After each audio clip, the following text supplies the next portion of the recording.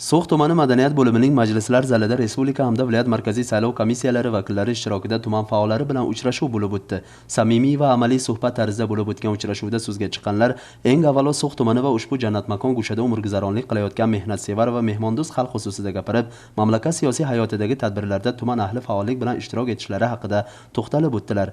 Ta'kidlandiki, mamlakatimizda bo'lajak saylovlar mutlaqo yangi tizim asosida o'tkaziladi. Uchrashuvdan avval saylov uchastkalari ko'zdan kechirildi. Davlatimiz rahbari 27 dekabr 2017 yildagi parlamentga murojaatida saylov qonunchiligida yangi tizim yaratilishi va ushbu jarayonda o'sh tashabbusni joriy etish haqida taklif bildirgan edi. Ya'ni saylov bo'yicha yangi kodeks yaratish, saylov jarayonida axborot texnologiyalarini joriy etish va bitta yangi siyosiy partiyani shakllantirish, qisqa qilib aytganda, saylov tizimi yangi O'zbekiston yangi saylovlar shiori ostida shakllanishi lozimligi qayd etilgan edi. Prezidentimiz tomonidan bildirilgan taklif asosida O'zbekiston Respublikasining saylov kodeksi yaratildi. Saylov kodeksini yaratishdan asosiy maqsad esa saylov ishtirokchilari huquqlarini kafolatlashdan iborat.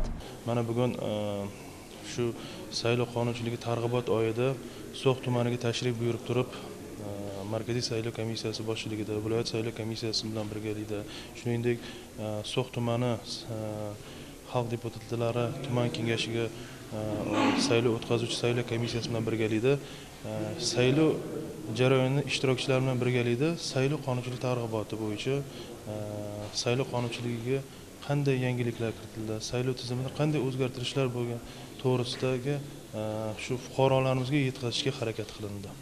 Bugungi mana shu seminar treningimizdagi shu xorijiy mamlakatlarimizdagi fuqarolarimizga Markaziy saylov komissiyasi tomonidan qanday imkoniyatlar yaratilgan, ya'ni o'sha saylash imkoniyatlarini qanday to'g'ri foydalanishlari to'g'risidagi ma'lumotlar berildi. Shuningdek, saylov jarayoni axborot tizimida axborot texnologiyalarni joriy etganda ushbu tizimdan qanday oqilona foydalanishimiz, qanday to'g'ri foydalanishimiz, bu tizim nima beradi, saylovchilarning yagona elektron ro'yxati, keyin bo'lsa saylov komissiya a'zolarimiz to'g'risidagi ma'lumotlar bazasi to'g'risida tushunchalar berildi va siyosiy partiyalar tomonidan ko'rsatilgan nomzodlar haqidagi ma'lumotlar qanday shakllantirilishi to'g'risidagi tushunchalar berildi. O'ylaymanki, bugungi o'tkazilgan ushbu tadbirda So'x tumanidagi faollarimiz, fuqarolarimizga qisqa lo'nda mazmun asosida tushuntirildi deb o'ylayman. Chunki bu yerda maqsad ham asosiy saylov qonunchiligida kiritilgan asosiy yangiliklarni tushuntirish maqsadi bo'lgan edi. O'ylaymanki, shu bo'lib o'tadigan saylovlarimizda So'x tumanidagi shu saylovchilarimiz faol qatnashadilar. O'zbekiston Respublikasini kelajagi, farovon kelajagi uchun o'zlarining hissalarini qo'shadilar deb o'ylayman. Bajarilgan barcha ishlar, amalga oshirilayotgan islohotlar zamirida inson manfaati va inson omili borligi suhbat davomida ta'kidlab o'tildi. So'x va so'xliklarda saylovlarni o'tkazilishida katta tajriba borligi va ular bo'lajak saylovlarda ushbu boy tajribadan foydalanishlariga katta ishonch bildirildi. Qayd etildiki, tuman ahli 22 dekabr kuni bo'lib o'tadigan saylovni ko'tarinkilik bilan o'tkazishadi. Eng muhimi, saylovga tayyorgarlik ko'rish va uni ishqoqlik bilan o'tkazish maqsadida tuman saylov komissiyasi a'zolari tomonidan bajarilishi lozim bo'lgan ishlar bevosita O'zbekiston Respublikasi Markaziy saylov komissiyasi ko'rsatma va topshiriqlari asosida yo'lga qo'yilgan.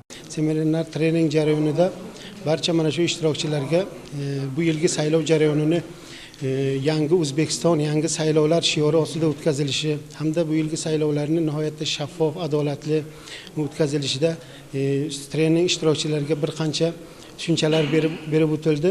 Bizning tumanimizda ham joriy yilning mana shu sentyabr oyidan boshlab to shu kungacha barcha uchastka raislari, kotiblari, o'rinbosarlari hamda a'zolarini trening mashg'ulotlari bilan o'quvlar tashkil etilib, mana o'qitib boryapmiz.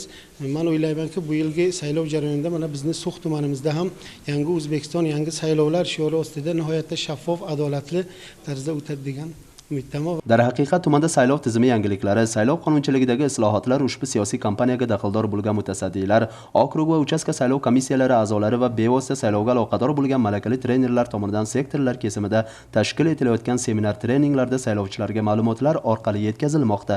Bo'lajak saylovlarda ham So'x ahli faol ishtirok etishadi va vatanga bo'lgan daxldorlik tuyg'ularini o'z ovozlari bilan isbotlashadi. Shuningdek, tuman ahli saylovga tayyorgarlik jarayonida va uni o'tkazilishida barcha imkoniyatlardan samarali foydalanmoqdalar. Aytish joiz, Olis So'xda tashkil etilgan uchrashuv va samimiy suhbat ishtirokchilarda katta taassurot qoldirdi. Jahongir Sobirov, Faridun Parpiyev, Hudud yoshlar informatsion dasturi uchun maxsus So'x tumanidan tayyorlandi.